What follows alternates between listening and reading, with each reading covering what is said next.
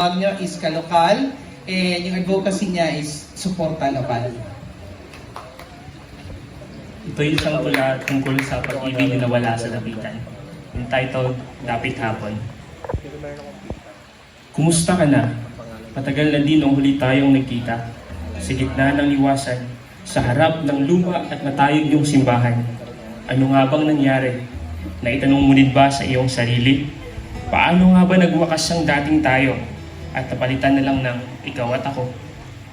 Hindi ko alam kung saan magsisimula, kung kaya ko bang bitawan mga salita. Pagkat hindi ko gusto itong pagwawakas, subalit kailangan upang maging patas. Kaya sa huling pagkakataon, sa aking paglisan, mga alaala sa lugar na ito'y tuluyan ko ng kakalimutan. Kasama ang iyong mga ngiti, na tayong dito ko lang nasilayan. Minsan sa isang dapit hapon, sa lungsod ng Lapid.